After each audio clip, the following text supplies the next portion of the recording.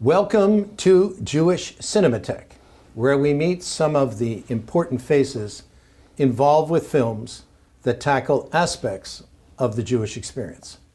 Today I am joined by filmmaker Alon Schwartz, whose film Tantura premiered this year and actually opened the Sundance Film Festival. It was also included in New York's The Other Israel Film Festival.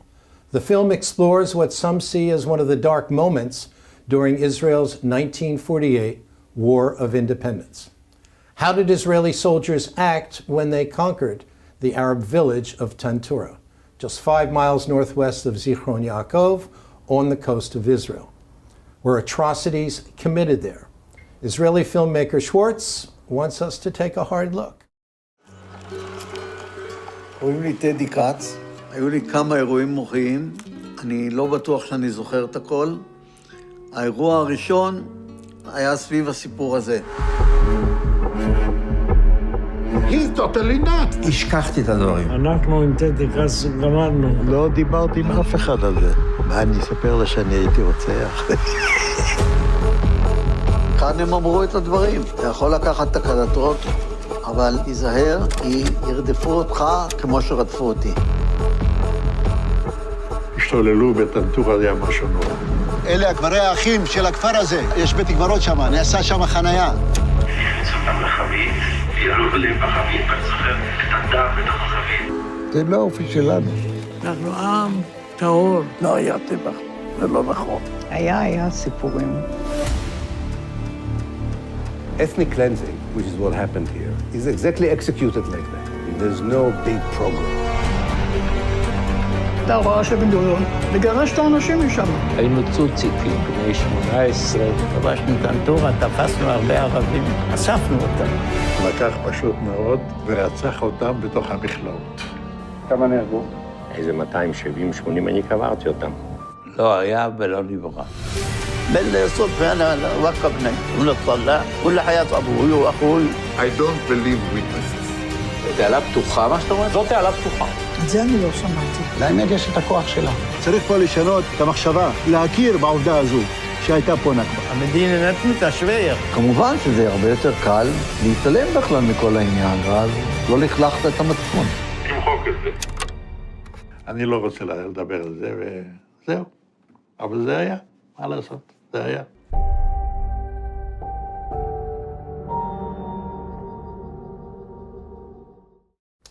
Alon, welcome to Jewish Cinémathèque. Thank you. So this is a tough film. Your last film was sort of a sensitive, warm, endearing film, and here you take a tough look at Israel's history during the 48 War. Why did you decide to venture into this very controversial area? First of all, I didn't decide originally to do this. I was working on completely another film that had to do with NGOs, Israeli NGOs working in the 1967 territories.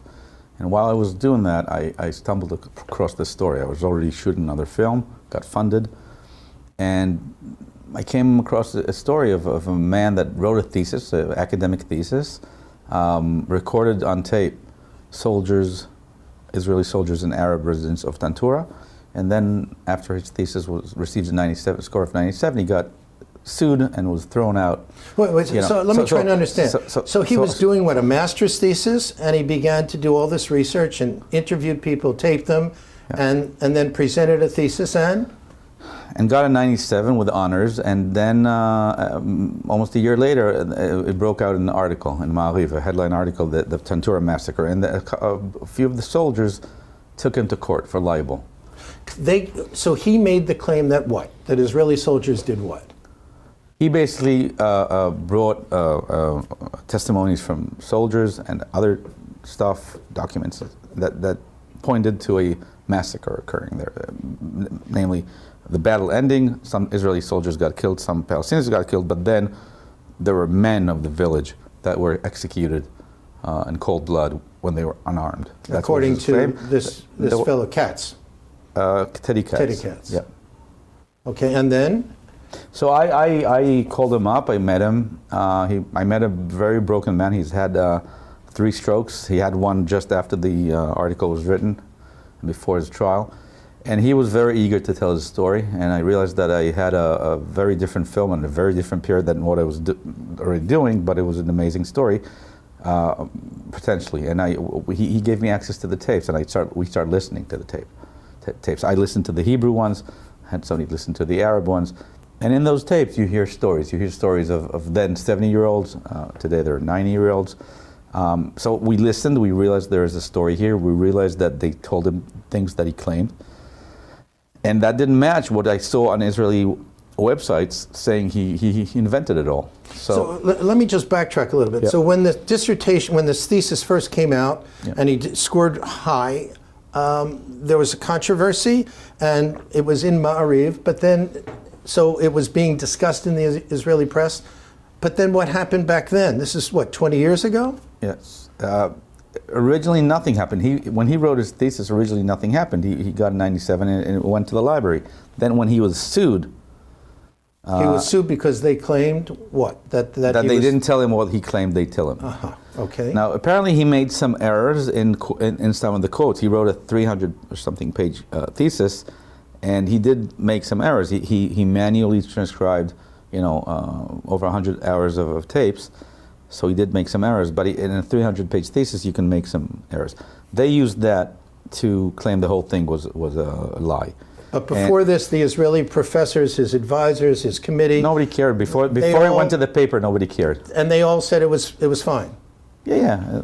The case, the court case and the article in Ma'ariv, the article in Ma'ariv made a scandal out of it, then the court case came. And and there was in the Israeli when you read about it, it says there was a court case that the court decided, but it wasn't a full trial. It was day or something, or 2 days in court, and then he was forced to sign a letter, an apology letter. Forced by whom? By the university? By his lawyers? First and foremost, by the Alexandroni Brigade people that sued him, who contacted his wife and Haifa University and his family. Everybody was on him. Basically, he was put in a room and made to sign this. Just the audience understands, because we're throwing out a lot of... Yes. So the Alexandroni Brigade was the brigade that actually went in Tantura and conquered the town. They were Palmach... Gdud 33rd Battalion of the Alexandroni Brigade. Took over Tantura. Okay. This is exactly 1 week after Israel has been declared. After Ben-Gurion declared independence. The second major battle they had in that war. So at this point, he's forced to sign and say it never happened, or he made a mistake. They give him a letter that says, "I didn't mean to say there was a massacre. I never meant to say there was a massacre," and etc. So. He signs it after minutes. He tells his lawyer, there were 2 lawyers. It's a complex story, again, full of details, but his main lawyer was not even in the room, Avigdor Feldman. He was not in the picture. They didn't tell him.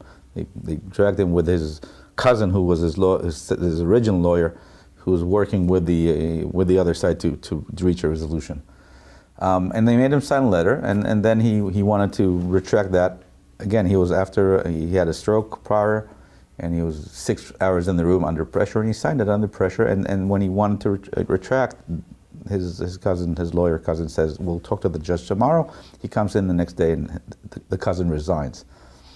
So, and the judge already signed accepted it, and then he appeals to the Supreme Court.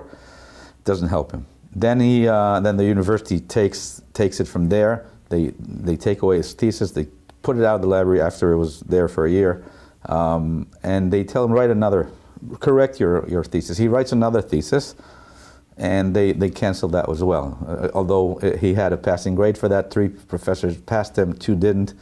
The political level in the university got involved, and they canceled that as well. So this is a story that people didn't want to tell, and it's insane. It's unbelievable. But it's not only unbelievable on the academic level; it's unbelievable that that's how we are as a society. There's a much wider story here, I think, and that's, I think, why the film is so interesting, because I tell it from the Israeli side. The Palestinians have been telling us about the Nakba for forever. The Israelis don't. The Nakba, just for the audience, Yeah. they don't know what that is. The Nakba is the Arabic word, is an Arabic word for catastrophe, but it's used by the Palestinians to describe the tragedy they had in 1948. Basically, 750 or so thousand people got thrown out of Israel. What is today Israel? The catastrophe, it's often translated, okay? Yes. Whereby the Israelis call it the War of Liberation or the War of Independence.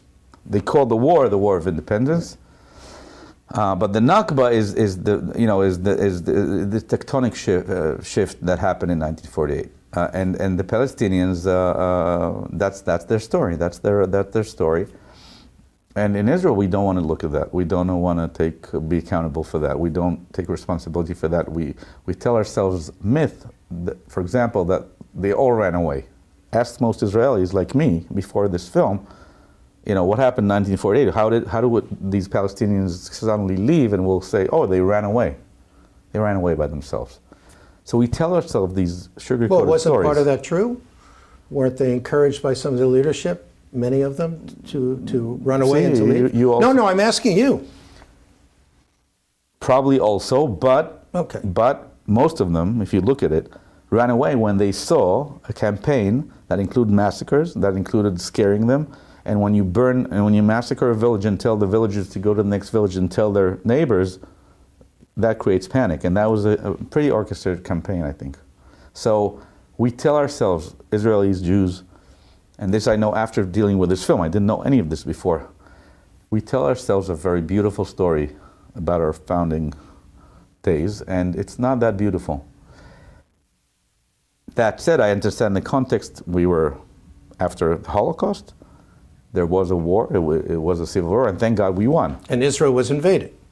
Israel was invaded, but Israel, if you want to be exact, I think that Israel started evicting and throwing into exile a lot of Palestinians before it was declared, after the UN approved it. I mean, we can get into the micro details, Not but important. the campaign started before we declared the state. Let me just ask you. But yes, ultimately we were invaded. It was a war, but in those wars, many atrocities happened from both sides.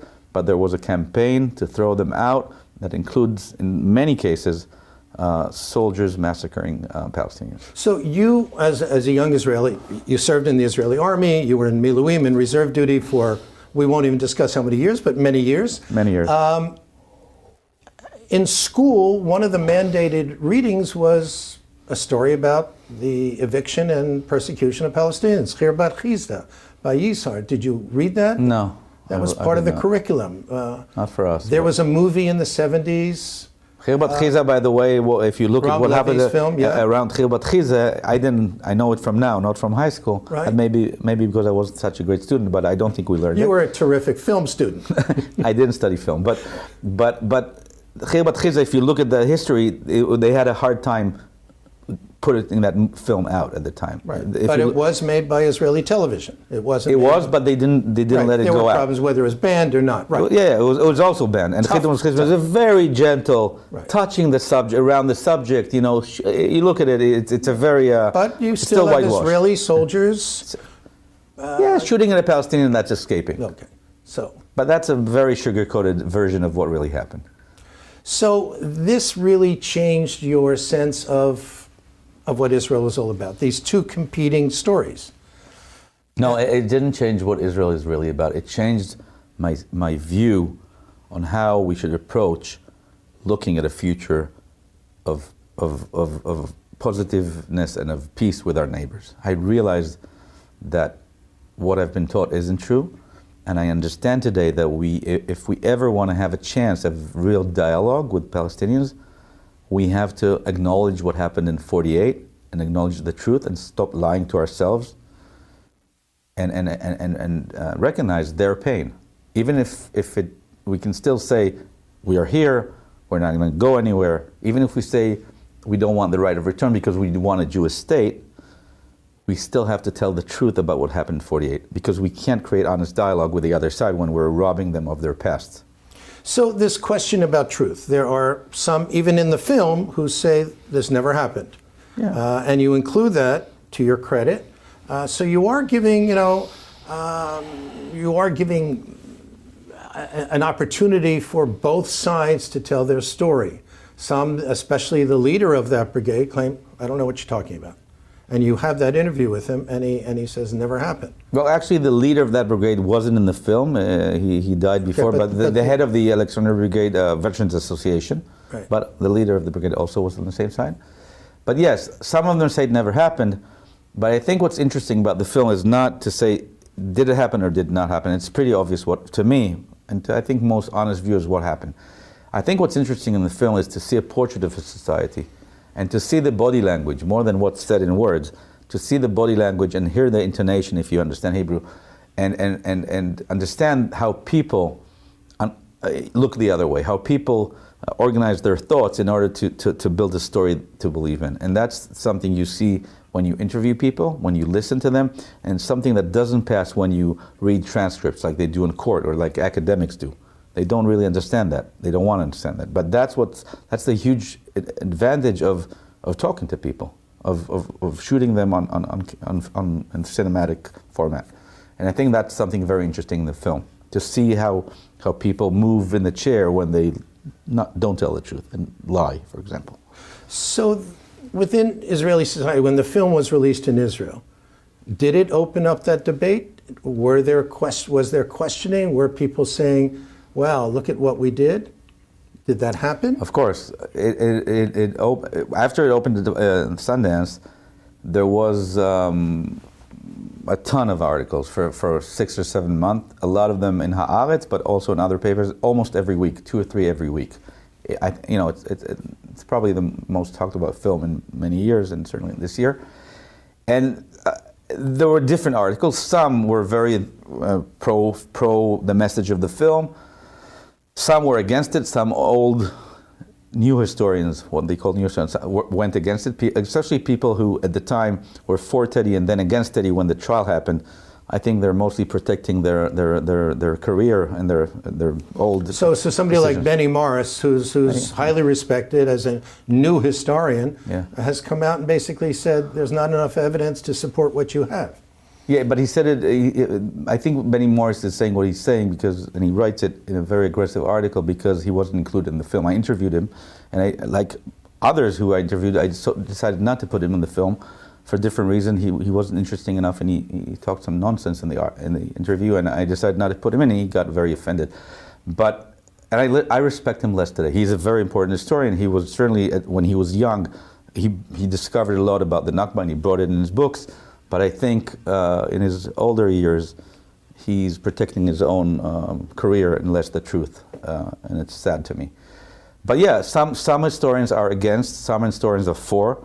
I think. And you include both sides in the film? I include both sides, but the important thing is about Tantura specifically. It's such a heated thing because of the history of not of 48, but of Teddy Katz's affair, that it's all personal for these historians. It's all a personal story.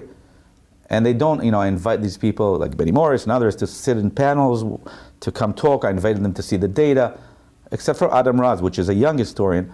They don't come. They're afraid to sit. They can write bad stuff in the papers, which is designed to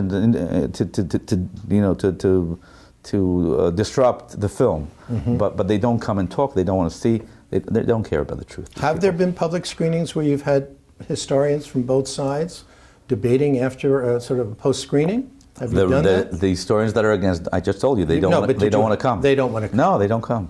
They don't.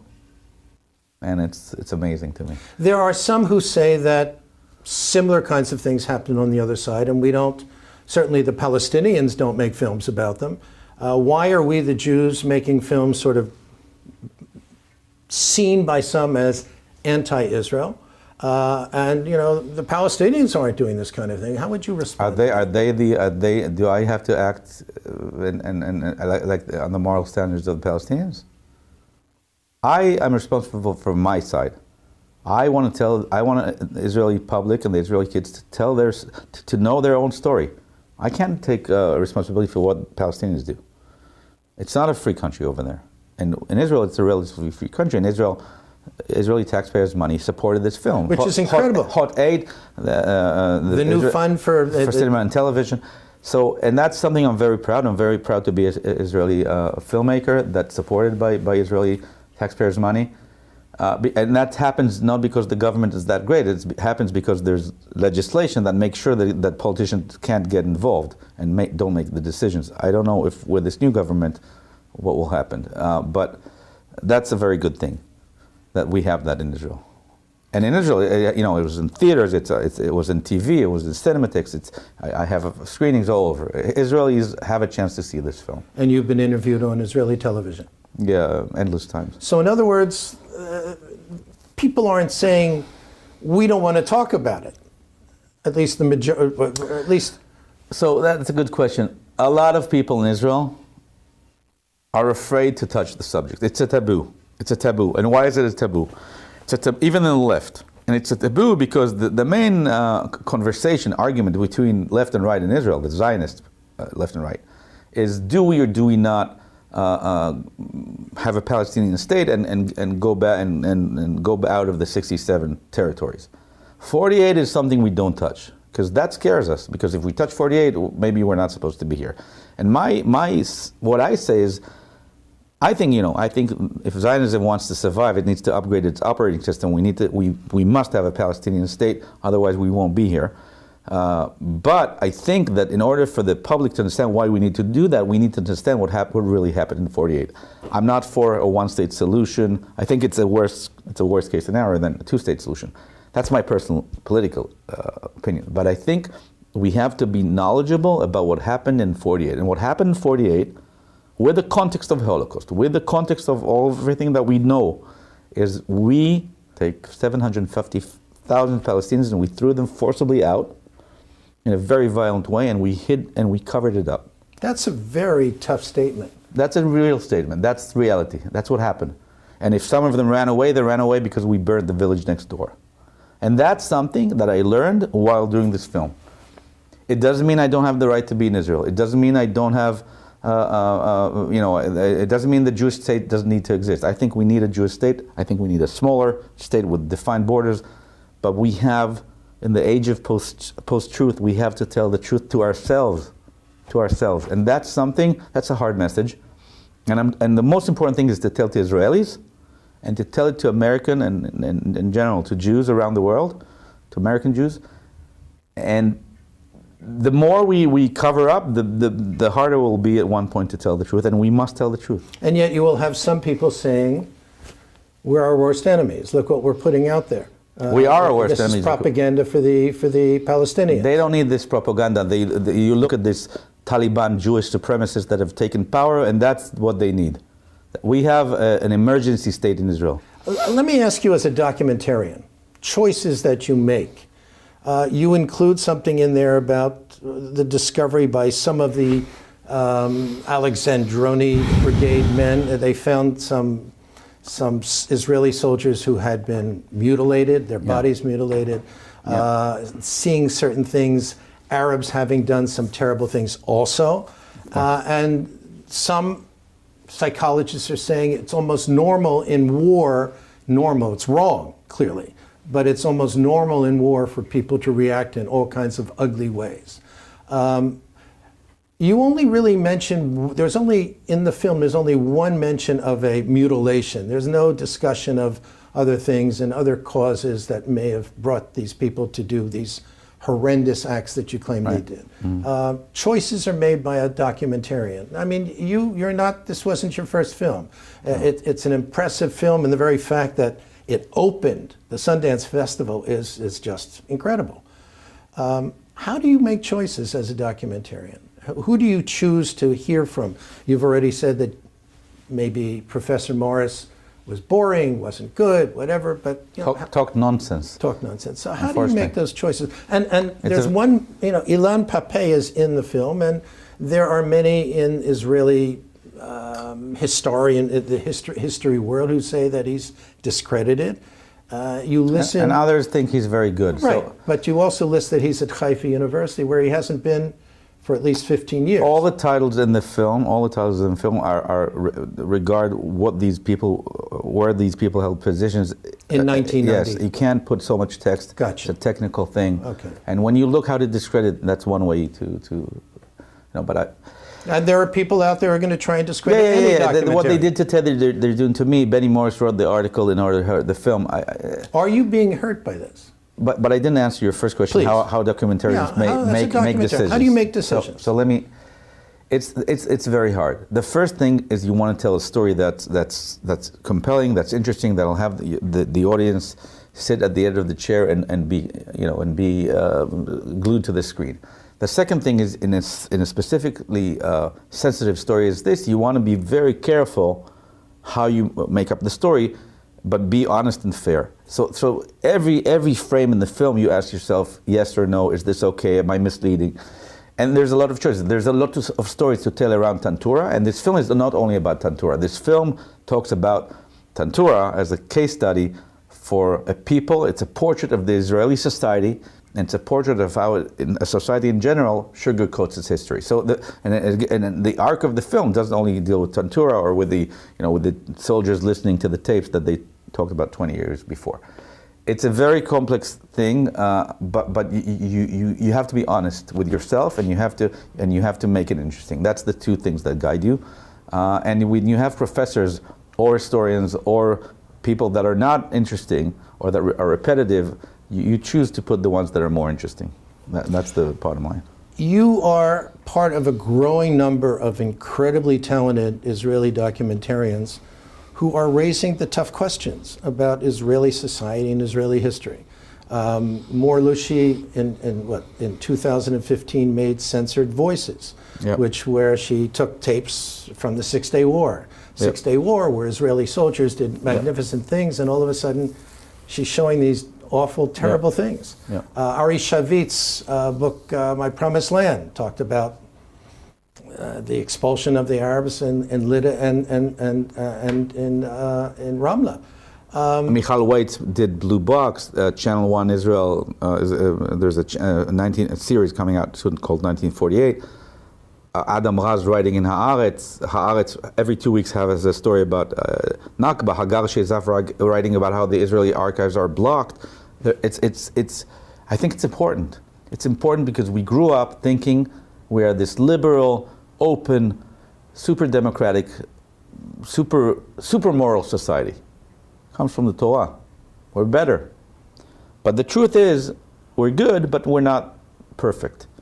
And even if the fact that we tell ourselves we're the best and we're perfect won't make us perfect. So I think, you mentioned my army. I come from the Air Force in Israel. And one of the things I learned in my army, in my Air Force, tichkur. It's called to investigate and in order to be better. And that's something I believe in. If you tell the truth, tichkur, you put it out, you become better as a person, as a society. And I think we need to look at these questions. And we don't need to be afraid what the Arabs will say, what the BDS will say. It's irrelevant. It's irrelevant. And unfortunately, a lot of people in Israel, about 48, it's a taboo. You can't touch it. And we're touching it. Well, incredible. Let's take a look at a clip from Tantura, Alon Schwartz's film. אנחנו היינו כולנו, או ברובנו הגדול, היינו צוציקים, בני 18, היו גם בני 17. ההרגשה הייתה משהו שלא קיים בעולם. ידענו שאנחנו, על ידי המלחמה, אנחנו נקים את המדינה.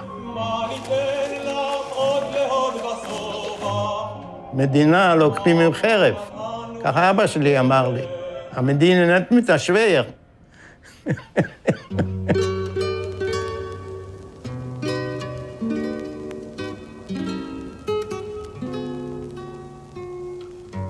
ודאי הרגנו בהם. הרגנו בהם. בלי נקיפת מצפון. חופשי, חופשי. הרגת, אז עשית דבר טוב. וחולם על פגישה רחוקה. כשאני יושב על עצמי, אני הייתי מוכן להרוג. כי כך חונכתי שאנחנו בדרך זו נחסל את האויבים שלנו, או תהיה הימנעות מצידם מחשש מאיתנו.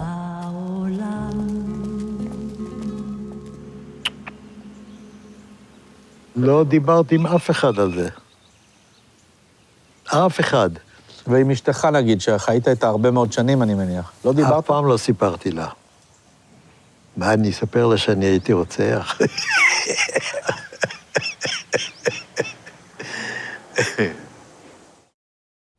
One of the questions alone that Americans are asking themselves is about our own history and slavery and what we did or didn't do. One of the questions that Jews asked of the French was, why haven't you come forward in the first several decades after the war and tell the real story of what you did to the Jewish people?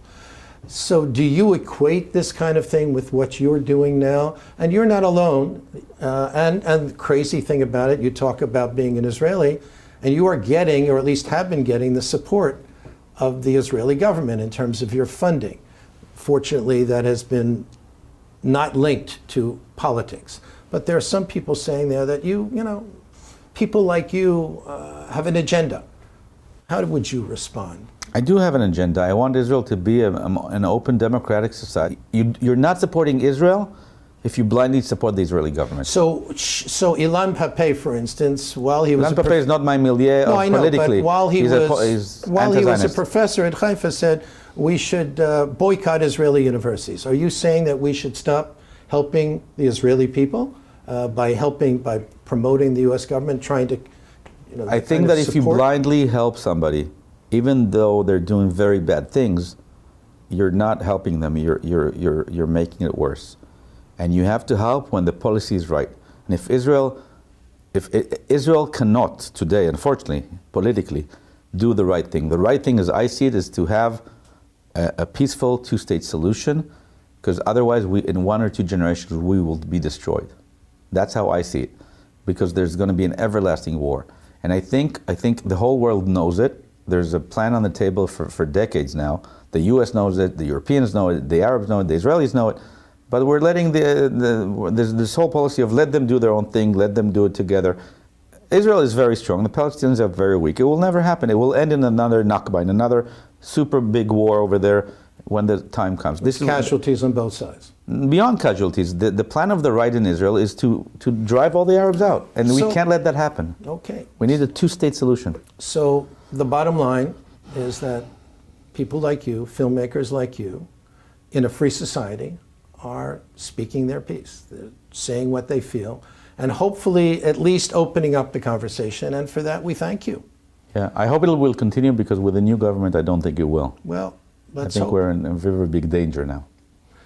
Alon, thank you so much for joining us. Really appreciate it. Thank you for having me. And all the best of luck, and Hatzlacha Rabbah. Thank you very much.